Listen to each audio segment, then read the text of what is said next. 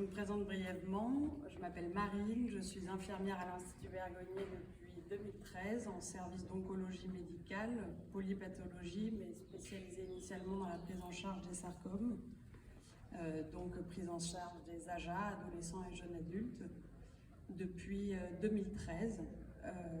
Je pratique l'hypnose depuis 4 ans et j'ai obtenu mon DIU hypnose il y a 2 ans, hypnose médicale clinique et thérapeutique. Et donc ça fait 4 ans que je pratique dans mon service hors temps dédié de l'hypnose pour les patients justement suivis chez nous et principalement les AJA.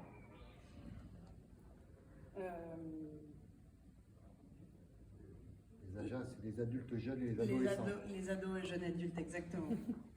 Et donc depuis ces 4 années, j'utilise l'hypnose qui est au cœur de ma pratique depuis l'obtention de ce DU et puis depuis ces 4 années de commencement. Donc la pratique de l'hypnose, c'est une discipline qui est relativement développée à l'Institut, qui est grandement développée depuis 2003 en hypnosédation, en hypnoanalgésie.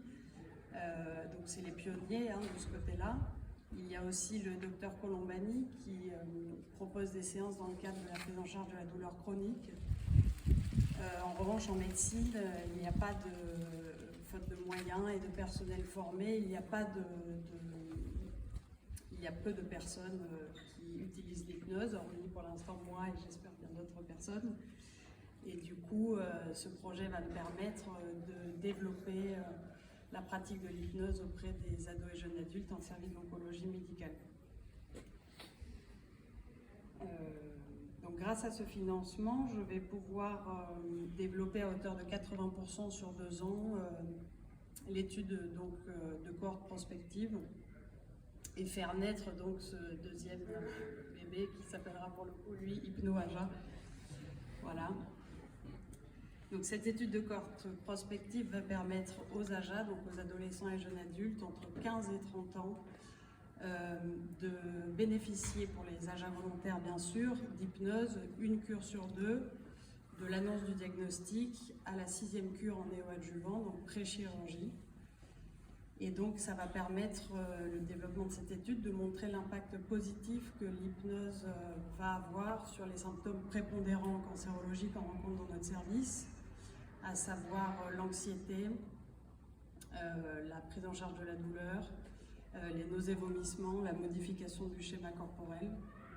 Et il va aussi permettre de montrer la diminution des thérapeutiques qui y sont associées, de fait.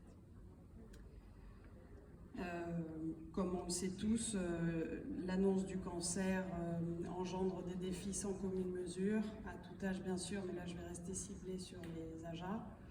Et donc à nous, soignants, de développer des stratégies de qualité pour alléger leur souffrance. Donc, je suis convaincue que l'hypnose en fait partie à 100%. Et c'est pour ça que j'ai à cœur de développer avec tout mon dynamisme et tout mon intérêt pour la pratique ce projet sur ces 2 années, afin de faire évoluer aussi en parallèle la recherche clinique, parce qu'il n'y a pas de publication à ce jour sur ce sujet spécifique. Il n'y a aucune enquête exhaustive qui montre la pratique de l'hypnose en service médical. Donc à nous soignants, et à moi surtout, d'essayer de mener à bien ce projet pour faire évoluer cette pratique justement auprès de ces jeunes pour commencer. Et à mon sens, l'hypnose représente un des versants essentiels de l'avenir du soin et plus particulièrement du devenir aussi du soignant dans sa pratique. Donc c'est pour ça que j'ai à cœur de faire aussi bien les choses que possible et en complémentarité bien sûr avec une prise en charge médicale, et ça c'est très important de le rappeler, une prise en charge médicale de qualité. C'est toujours en complémentarité.